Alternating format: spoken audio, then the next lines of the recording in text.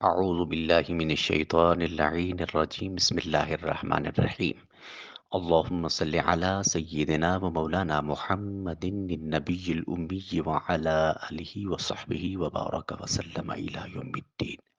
پارہ نمبر 15 سورہ الکہف۔ آج کا ہمارا سبق آیت نمبر 27 سے ہے۔ آئیے چلتے ہیں تلاوت کلام الرحمن کی طرف۔ وَاتْلُ مَا أُوحِيَ إِلَيْكَ مِنْ كِتَابِ رَبِّكَ لَا مُبَدِّلَ لِكَلِمَاتِهِ وَلَنْ تَجِدَ مِنْ دُونِهِ مُلْتَحَدًا وَاصْبِرْ نَفْسَكَ مَعَ الَّذِينَ يَدْعُونَ رَبَّهُمْ بِالْغَدَاةِ وَالْعَشِيِّ يُرِيدُونَ وَجْهَهُ وَلَا تَعْدُ عَيْنَاكَ عَنْهُمْ تريد زينة الحياة الدنيا ولا تطع من أغفلنا قلبه عن ذكرنا واتبع هواه وكان أمره فرطا وقل الحق من ربكم فمن شاء فليؤمن ومن شاء فليكفر إنا أعتدنا للظالمين نارا أحاط بهم سرادقها وَإِن يَسْتَغِيثُوا يُغَاثُوا بِمَاءٍ كَالْمُهْلِ يَشْفِي الْوُجُوهَ بِئْسَ الشَّرَابُ وَسَاءَتْ مُرْتَفَقًا إِنَّ الَّذِينَ آمَنُوا وَعَمِلُوا الصَّالِحَاتِ إِنَّا لَا نُضِيعُ أَجْرَ مَنْ أَحْسَنَ عَمَلًا أُولَئِكَ لَهُمْ جَنَّاتُ عَدْنٍ تَجْرِي مِنْ تَحْتِهِمُ الْأَنْهَارُ يُحَلَّوْنَ فِيهَا مِنْ أَسَاوِرَ مِنْ ذَهَبٍ ويلبسون ثيابا خضرا من سندس واستبرق متكئين فيها على الأرائك نعم الثواب وحسنت مرتفقا۔ آئیے چلتے ہیں حصۃ التجوید کی طرف۔ آج ہم نے تجوید میں قرآن مجید کے وہ 4 مقام دیکھنے ہیں جن کے اوپر اکثر اوقات لفظ کے اندر صاد لکھا ہوتا ہے اور اس کے اوپر ایک چھوٹا سا سین لکھا ہوتا ہے۔ تو ایسے مقام پر ہم نے صاد کو نہیں بلکہ سین کو تلاوت کیا کرنا ہے۔ وہ کون سے 4 الفاظ ہیں آئیے دیکھتے ہیں۔ پہلا لفظ ہے یب سوتو۔ یب سوتو صاد کے ساتھ لکھا ہوا ہے اور اس صاد کے اوپر سین لکھا ہوگا۔ ہم نے صاد کی بجائے سین کا تلفظ کرنا ہے۔ صاد اور سین میں فرق یہ ہے کہ صاد حرف مستعلیہ ہے، منہ بھر کر ادا کریں گے، اور سین یہ حرف صفیریہ ہے اور اس کی آواز کے وقت سیٹی کی آواز آئے گی۔ یب سوتو۔ اسی طرح دوسرا لفظ ہے بس توطن۔ بس توطن۔ پھر تیسرا لفظ ہے المسیطرون۔ المسیطرون۔ چوتھا لفظ ہے بمسیطر۔ بمسیطر۔ یہ 4 الفاظ ہیں جہاں صاد لکھا ہوتا ہے اور ان کے اوپر سین بھی لکھا ہے، تو صاد کی بجائے ہم سین تلاوت کریں گے۔ آئیے چلتے ہیں آج کے حصہ ترجمہ اور تفسیر کی طرف۔ ارشاد فرمایا وَاتْلُ، اور تلاوت کیجئے، ما وہ جو اوحیا وحی کی گئی، الیک آپ کی طرف، من کتاب کتاب سے، ربک اپنے پروردگار کی، لا مبدل نہیں تبدیل ہو سکتے، لکلمات اس کے کلمات، ولن تجدہ اور نہیں پائیں گے آپ، من دونہ اس کے سوا، ملتحدا کوئی جائے پناہ۔ اور آپ وہ کلام پڑھ کر سنائیں جو آپ کے رب کی کتاب میں سے آپ کی طرف وحی کیا گیا ہے، اس کے کلام کو کوئی بدلنے والا نہیں، اور آپ اس کے سوا ہرگز کوئی جائے پناہ نہیں پائیں گے۔ جب اللہ رب العزت نے اصحاب کہف کے واقعے پر مشتمل آیات نازل فرما دیں تو اس آیے مقدسہ میں اپنے حبیب لبیب صلی اللہ علیہ وسلم کو حکم دیا کہ آپ قرآن پاک کی تلاوت کرتے رہیں اور کفار کی ان باتوں کی پرواہ نہ کریں، اور آپ اس کے علاوہ کوئی اور قرآن لے آئیں یا اسے تبدیل وغیرہ کریں تو اللہ رب العزت کی باتوں کو بدلنے پر کائنات کی کوئی طاقت قدرت نہیں رکھتی۔ لہٰذا آپ تیقن کے ساتھ قرآن مجید کی آیات بینات کی تلاوت کرتے رہیں۔ اس آیے مقدسہ سے یہ بات واضح ہوئی کہ ہمیں مطلقاً قرآن مجید کی تلاوت کرنی چاہیے، سمجھ میں آئے یا نہ آئے، تلاوت قرآن اسی طرح برقرار اور جاری رہنی چاہیے۔ وَاصْبِرْ، اور روکیے، نفس کا، اپنی جان کو، مع الذین، ان لوگوں کے ساتھ، یدعون، جو پکارتے ہیں، یاد کرتے ہیں، ربہم، اپنے پروردگار کو، بالغداۃ، صبح کے وقت، والعشی، اور شام کے وقت، یریدون، وہ ارادہ کرتے ہیں، وجہہ، اس رب کائنات کی دید کے متمنی ہیں، ولا تعد عیناک عنہم، اور نہ ہٹیں آپ کی نگاہیں، انہم، ان سے، تریدو، ارادہ کرتے ہیں، زینت الحیات الدنیا، دنیاوی زندگی کی زینت کا، ولا تطع، اور نہ اطاعت کریں، من اغفلنا، اس کی جس نے غافل کر دیا ہم سے، قلبہ، اپنا دل، ان ذکرنا، ہمارے ذکر سے، واتبع، اور چلیے، ہوا ہو، خواہشات پر، وکانا، اور ہے، امرہ، اس کا امر، فروتا، حد سے گزر گیا۔ اے میرے بندے، تو اپنے آپ کو ان لوگوں کی سنگت میں جمائے رکھا کر جو صبح و شام اپنے رب کو یاد کرتے ہیں، اس کی رضا کے طلبگار رہتے ہیں، اس کی دید کے متمنی اور اس کا مکھڑا تکنے کے آرزو مند ہیں۔ تیری محبت اور توجہ کی نگاہیں ان سے نہ ہٹیں۔ کیا تو ان فقیروں سے دھیان ہٹا کر دنیاوی زندگی کی آرائش چاہتا ہے، اور تو اس شخص کی اطاعت بھی نہ کر جس کے دل کو ہم نے اپنے ذکر سے غافل کر دیا، اور وہ اپنی ہوائے نفس کی پیروی کرتا ہے، اور اس کا حال حد سے گزر گیا ہے۔ اس آیہ کریمہ کا شان نزول یہ ہے کہ سرداران کفار کی ایک جماعت نے سرکار دو عالم، نور مجسم، شفیع دو عالم صلی اللہ علیہ وآلہ وسلم سے عرض کیا کہ ہمیں غربا اور شکستہ حالوں کے ساتھ بیٹھتے ہوئے شرم آتی ہے، اگر آپ انہیں صحبت سے جدا کر دیں تو ہم اسلام لے آئیں گے، اور ہمارے اسلام لانے سے خلق کثیر اسلام لے آئے گی۔ اس پر یہ آیت کریمہ نازل ہوئی، اور نبی کریم صلی اللہ علیہ وسلم کو فرمایا گیا کہ اپنی جان کو ان لوگوں کے ساتھ مانوس رکھیے جو صبح و شام اپنے رب کائنات کو پکارتے ہیں، اس کی رضا چاہتے ہیں، جو اخلاص کے ساتھ ہر وقت اللہ رب العزت کی اطاعت میں مشغول رہتے ہیں۔ اس آیے کریمہ سے کچھ جو فیضان حاصل ہوا وہ یہ کہ نمبر ایک، نبی کریم صلی اللہ علیہ وسلم کی تربیت خود رب العالمین فرماتا ہے۔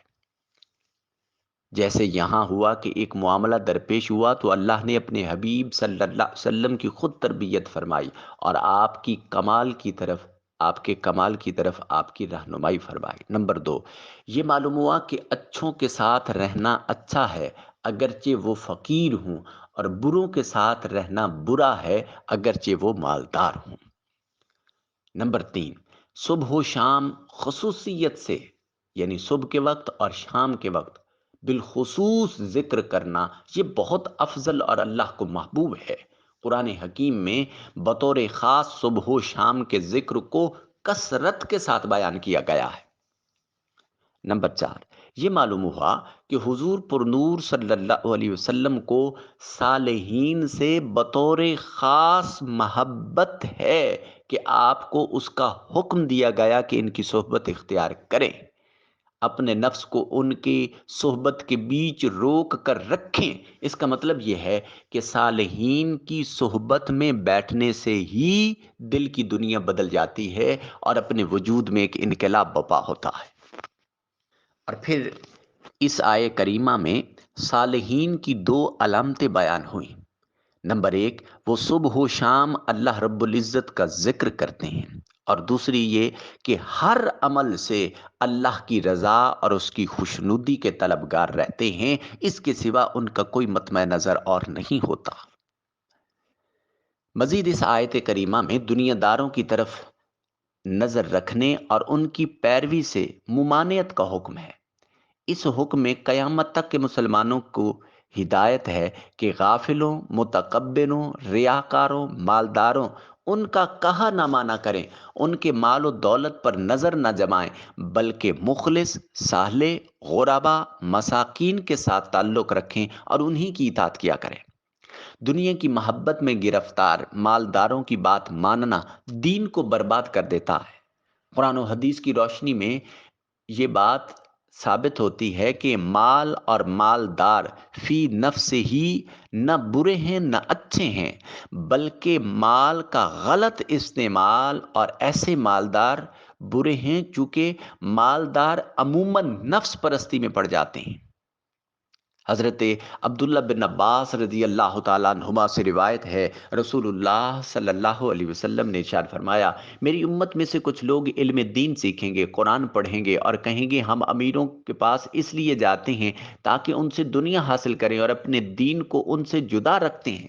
حالانکہ یہ نہیں ہو سکتا، جیسے کہ کانٹے والے درخت سے پھل توڑنے میں کانٹے ہی ہاتھ آتے ہیں، اسی طرح وہ ان کے قریب میں گناہوں سے بچ نہیں سکتے۔ اللہ اکبر۔ حضرت عبداللہ بن مسعود رضی اللہ تعالیٰ عنہ فرماتے ہیں، اگر علماء علم حاصل کرنے کے بعد اسے محفوظ رکھتے ہیں اور اسے لوگوں کے سامنے پیش کرتے ہیں تو اہل زمانہ کے سردار بن جاتے ہیں، لیکن انہوں نے اسے دنیا والوں پر اپنی دنیا حاصل کرنے کے لیے خرچ کیا، اس وجہ سے ذلیل ہو گئے۔ میں نے رسول اللہ صلی اللہ علیہ وسلم کو فرماتے ہوئے سنا، جس شخص کی ساری فکر آخرت کے متعلق ہے تو اللہ تعالیٰ دنیا کے غموں سے اس کو کفایت فرما دے گا، اور جو شخص دنیاوی امور میں پریشان ہوتا رہے گا اللہ رب العزت کو اس کی کوئی پرواہ نہیں، چاہے وہ کسی وادی میں بھی گر کر مر جائے۔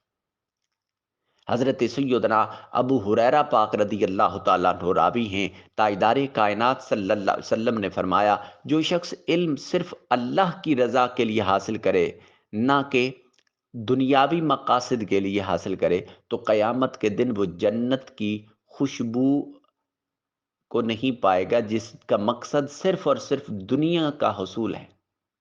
گویا علم کے حصول میں للہیت ہونا بہت ضروری ہے، اللہ کی رضا کا اور اس کی مکھڑے کی دید کی طلب کا ہونا یہ ازحد ضروری ہے۔ علم تو نام ہی معرفت کا ہے، تو جب معرفت کا راستہ ہی نہیں اختیار کرنا، علم تو ایک ٹول ہے جس سے معرفت کا دروازہ کھلے گا، اور اس کنجی کو اس تالے میں ہی نہیں لگانا تو پھر وہ معرفت کا دروازہ کس پر کھلے گا؟ پھر فرمایا وَقُلِ الْحَقِّ، اور فرما دیجیے کہ حق ہے میرے ربکم، تمہارے پروردگار کی طرف سے، فمن شاء، پس جو شخص کو چاہے، فلیؤمن، وہ ایمان لے آئے، ومن شاء، اور جو چاہے، فلیکفر، پس وہ کفر کرے، انا، بے شک ہم، اعتدنا، ہم نے تیار کر رکھا ہے، للظالمین، ظالموں کے لیے، نارن، آگ، احاطہ، گھیر لے گی، بہم، انہیں، سورادقہا، اور وہ فریاد کریں گے، وَإِن يَسْتَغِيثُوا، اور ان کی فریاد رسی، یغاسو، ایسا پانی پلایا جائے گا، بمائن، پانی، کل مہلے، جیسے پگھلا ہوا تانبا ہو، یشفی الوجوہ، جو ان چہروں کو بھون کر رکھ دے، بئس الشراب، یہ کتنا برا ہے مشروب، وساءت مرتفقا، اور یہ کتنی بری آرام گاہ ہے۔ اور فرما دیجئے کہ یہ حق تمہارے رب کی طرف سے ہے، پس جو چاہے ایمان لے آئے اور جو چاہے انکار کر دے، بے شک ہم نے ظالموں کے لیے دوزخ کی آگ تیار کر رکھی ہے جس کی دیواریں انہیں گھیر لیں گی، اور اگر وہ پیاس اور تکلیف کے باعث فریاد کریں گے تو ان کی فریاد رسی ایسے پانی سے کی جائے گی جو پگھلے ہوئے تانبے کی طرح ہوگا اور جو ان کے چہروں کو بھون دے گا۔ کتنا برا مشروب ہے اور کتنی بری آرام گاہ ہے۔ استغفر اللہ العظیم، استغفر اللہ العظیم، استغفر اللہ العظیم بحرمت سید الانبیاء والمرسلین۔ یعنی تم فرما دو کہ حق تمہارے رب کی طرف سے ہے اور حق و باطل ظاہر ہو چکا ہے، لہذا تم مسلمانوں کو ان کی غربت کے باعث تمہاری دلجوئی کے لیے اپنی مجلس مبارک سے جدا نہ کر، اور جو چاہے ایمان لائے، جو چاہے کفر کرے، وہ خود ہی اپنے انجام کو سوچ لے اور سمجھ لے کہ اللہ نے ظالموں یعنی کافروں کے لیے وہ آگ تیار کر رکھی ہے جس کی دیواریں انہیں گھیر لیں گی، اور وہ پیاس کی شدت سے پانی کے لیے جب فریاد کریں گے تو ان کی فریاد اس پانی سے پوری کی جائے گی جو پگھلائے ہوئے تانبے کی طرح ہوگا اور ان کے منہ کو بھون دے گا۔ حضرت عبداللہ بن عباس رضی اللہ تعالیٰ عنہما نے فرمایا، وہ روغن زیتون کی تلچھٹ کی طرح گاڑا پانی ہوگا۔ اور ترمذی شریف کی حدیث پاک ہے کہ جب وہ منہ کے قریب کیا جائے گا تو منہ کی کھال اس سے جل کر گر پڑے گی۔ بعض مفسرین کا قول ہے کہ وہ پگھلایا ہوا رانگ اور پیتل ہے۔ اللہ اکبر۔ اللہم ربنا آتنا فی الدنیا حسنہ وفی الآخرۃ حسنہ وقنا عذاب النار۔ اللہم ربنا وقنا عذاب النار، اللہم ربنا وقنا عذاب النار بحرمت نبی المختار صلی اللہ علیہ وسلم۔ اس آیے مقدسہ میں ہر اس مسلمان کے لیے بھی بڑی نصیحت ہے جو ظلم اور گناہ میں مصروف ہے۔ اسے چاہیے کہ وہ اپنے گناہوں پر ندامت اور شرمندگی کا اظہار کرتے ہوئے توبہ و استغفار کرے، نیک اعمال میں مصروف ہو جانا چاہیے، ورنہ یاد رکھے کہ مرنے کے بعد کا سفر انتہائی طویل ہے۔ جہنم کی گرمی بڑی شدید ہے، اہل جہنم کا پانی پگھلے ہوئے تانبے کی طرح اور جہنمیوں کی پیپ ہے، اور جہنم کی قید بہت سخت ہے۔ جہنم کی سب سے کم عذاب کے بارے میں حضرت ابو سعید خدری رضی اللہ تعالیٰ عنہ سے روایت ہے، حضور نے ارشاد فرمایا صلی اللہ علیہ وسلم، جہنم میں سب سے کم عذاب جس شخص کو ہوگا اسے آگ کی 2 جوتیاں پہنائی جائیں گی جن کی گرمی کی وجہ سے اس کا دماغ کھول رہا ہوگا۔ حضرت نعمان بن بشیر رضی اللہ تعالی عنہ راوی ہیں، رسول اللہ صلی اللہ علیہ وسلم نے ارشاد فرمایا، اہل جہنم میں سب سے کم عذاب اس شخص کو ہوگا جسے آگ کی 2 جوتیاں تسموں سمیت پہنائی جائیں گی جس کی وجہ سے اس کا دماغ ایسے کھول رہا ہوگا جیسے پتیلی میں پانی جوش سے کھولتا ہے۔ وہ سمجھ رہا ہوگا کہ سب سے زیادہ عذاب مجھے دیا گیا ہے، حالانکہ اسے سب سے کم عذاب دیا جائے گا۔ یہ سب سے کم عذاب والے کا یہ حال ہے، تو اس شخص کا حال کیا ہوگا جسے اس سے زیادہ عذاب دیا جائے گا۔ آگے دیکھیے، ارشاد فرمایا، ان الذین، بے شک جو لوگ آمنو ایمان لائے، وعملوا الصالحات اور نیک عمل کیے، انا بے شک ہم، لا ندیو ہم نہیں ضائع کرتے، اجر من اس شخص کا، احسانہ جو خوب کرے، عمل۔ بے شک جو لوگ ایمان لائے اور نیک عمل کیے، یقیناً ہم اس شخص کا اجر ضائع نہیں کرتے جو نیک عمل کرتا ہے۔ اولئکا وہی لوگ ہیں، لہم ان کے لیے، جنات باغات ہیں، عدن بڑے، تجری جس کے نیچے بہتی ہیں، من تحتہم ان کے نیچے، الانہار نہریں، یحلونا جو جن کو زیور پہنائے جائیں گے، فیہا اس میں، من اساور سونے کے کنگن، من ذہب سونے کے، اساور کنگن، ویل بسونا اور وہ پہنیں گے، سیابن ایسے کپڑے، خضر جو بھاری اطلس کے بنے ہوئے ہیں، من سندس جو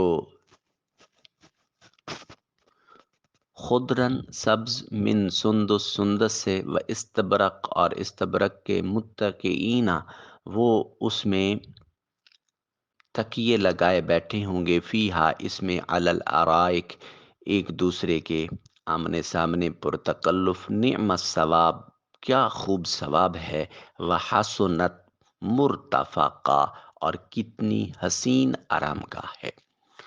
ان لوگوں کے لیے ہمیشہ آباد رہنے والے باغات ہیں جن میں ان کے محلات کے نیچے نہریں جاری ہیں، انہیں ان جنتوں میں سونے کے کنگن پہنائے جائیں گے اور وہ باریک دیبا اور بھاری اطلس کے ریشمی سبز لباس پہنیں گے اور پرتکلف تختوں پر تکیے لگائے بیٹھے ہوں گے۔ کیا خوب ثواب ہے اور کتنی حسین آرام گاہ ہے۔ ارشاد فرمایا کہ ہم نیکیوں کا اجر ضائع نہیں کرتے بلکہ انہیں ان کی نیکیوں کی جزا دیتے ہیں، اور ان کا اجر جنات عدن ہے، یعنی ہمیشہ بسنے کے باغات ہیں کہ نہ وہاں سے نکالے جائیں اور نہ کسی کو موت آئے۔ پھر مزید یہ کہ ہر جنتی کو سونے اور چاندی اور موتیوں کے کنگن پہنائے جائیں گے۔ حدیث پاک میں ہے کہ وضو کا پانی جہاں جہاں پہنچتا ہے وہ تمام اعضاء جنتی زیورات سے آراستہ کیے جائیں گے۔ پھر فرمایا کہ وہ انتہائی خوبصورت قسم کے ریشمی لباس پہنے ہوں گے، کوئی باریک ہوگا اور کوئی موٹا ریشم، اور وہ جنت میں تختوں پر لگائے گئے ہوں گے اور وہ شہانہ شان و شکوہ کے ساتھ وہاں موجود ہوں گے۔ یاد رہے کہ ریشمی لباس اور سونے چاندی کے کنگن یہ جنتی لباس ہیں اور دنیا میں صرف عورتوں کے لیے حلال ہیں اور مردوں کے لیے یہ حرام ہے۔ اس کے بارے میں کثرت سے احادیث مروی ہیں، میں صرف دو چار برکت کے لیے عرض کیے دیتا ہوں۔ حضرت ابو موسیٰ اشعری رضی اللہ تعالی عنہ سے روایت ہے، رسول کریم صلی اللہ علیہ وآلہ وسلم نے ارشاد فرمایا، نسائی شریف کتاب الزنا، سونا اور ریشم میری امت کی عورتوں کے لیے حلال ہے اور مردوں پر حرام ہے۔ پھر مسلم شریف کتاب الطہارہ، حضرت انس رضی اللہ تعالیٰ عنہ سے روایت ہے، نبی کریم رؤوف الرحیم صلی اللہ تعالیٰ علیہ وآلہ وسلم نے ارشاد فرمایا، جو دنیا میں ریشم پہنے گا وہ آخرت میں نہیں پہنے گا۔ اسی طرح حضرت عمر فاروق رضی اللہ تعالیٰ عنہ سے روایت ہے، تاجدار کائنات صلی اللہ علیہ وسلم نے ریشم پہننے کی ممانعت فرمائی مگر اتنا، اور رسول اللہ صلی اللہ علیہ وسلم نے دو انگلیاں بیچ والی اور کلمہ کی انگلی کو ملا کر اشارہ کیا۔ صحیح مسلم کی روایت ہے، حضرت عمر فاروق رضی اللہ تعالی عنہ نے خطبہ ارشاد فرمایا کہ رسول اللہ صلی اللہ علیہ وسلم نے ریشم کی ممانعت فرمائی ہے مگر دو یا تین یا چار انگلیوں کے برابر، یعنی کسی کپڑے میں اتنی چوڑی ریشم کی گوٹ لگائی جا سکتی ہے یا کوئی پٹی سی لگائی جا سکتی ہے، تو یہ اس حد تک جو ہے اس کو جائز رکھا گیا ہے۔ ریشم کے کپڑے مرد کے لیے حرام ہیں، بدن اور کپڑوں کے درمیان کوئی دوسرا کپڑا حائل ہو یا نہ ہو، دونوں صورتوں میں حرام ہے، اور جنگ کے موقع پر بھی خالص ریشم کے کپڑے حرام ہیں۔ ہاں اگر تانا کہتے ہیں لمبائی کے رخ جو داغا لگا ہوتا ہے، سوت ہو اور بانا یعنی جو چوڑائی کے رخ پر ہے وہ ریشم ہو تو لڑائی کے موقع پر پہننا جائز ہے، اور اگر تانا ریشم ہو اور بانا سوت ہو تو ہر شخص کے لیے اور ہر موقع پر جائز ہے۔ مجاہد اور غیر مجاہد دونوں پہن سکتے ہیں۔ لڑائی کے موقع پر ایسا کپڑا پہننا جس کا بانا ریشم ہو اس وقت جائز ہے جبکہ کپڑا موٹا ہو، اور اگر باریک ہو تو ناجائز ہے کہ اس کا جو فائدہ تھا اس صورت میں حاصل نہ ہوگا۔ نمبر 2، عورتوں کو ریشم پہننا جائز ہے اگرچہ خالص ریشم ہو اور اس میں سوت کی بالکل آمیزش نہ ہو۔ مردوں کے لیے کپڑوں میں ریشم کی گوٹھ یعنی 4 انگل تک کی جائز ہے، اس سے زیادہ ناجائز ہے، یعنی اس کی چوڑائی 4 انگل تک ہو اور لمبائی کا کوئی شمار نہیں ہے۔ اسی طرح اگر کپڑے کا کنارہ ریشم سے بنا ہو، جیسا کہ بعض عمامے یا چادریں یا تہبند کے کنارے اسی طرح کے ہوتے ہیں، تو اس کا بھی یہی حکم ہے کہ اگر 4 انگل تک کا کنارہ ہو تو جائز ہے ورنہ جائز نہیں ہوگا۔ آخری بات کہ ریشم کا لحاف اوڑھنا ناجائز ہے، کہ یہ بھی پہننے میں داخل ہے۔ ریشم کے پردے دروازوں پر لٹکانا یہ مکروہ ہے۔ اللہ رب العزت تاجدار کائنات صلی اللہ علیہ وسلم کی نالین کے توسل و تصدق سے عمدن سہون کوئی خطا غلطی ہوئی معافی نصیب فرمائے۔ مالک کائنات رمضان المقدس کی ان بابرکت ساعتوں کے صدقے میں ہم سب کی کامل بخشش و مغفرت فرمائے۔ اللہ کریم دنیا و آخرت کے عذاب سے محفوظ فرمائے، قبر کے عذاب سے محفوظ فرمائے۔ مالک کائنات ہر قسم کی سختی، ہر قسم کی تنگی اور ہر قسم کی تکلیف سے نجات نصیب فرمائے۔ اللہ رب العزت آپ کو ہمیشہ سرسبز و شاداب رکھے، اللہ پاک خوش و خرم رکھے۔ اس کے کلام سے اس کی رضا کے حصول کے لیے محبت کرتے ہیں، اللہ رب العزت خالص معرفت سے اپنے قلوب کو جلا نصیب فرمائے۔ آمین ثم آمین۔ والسلام علیکم ورحمۃ اللہ تعالی وبرکاتہ۔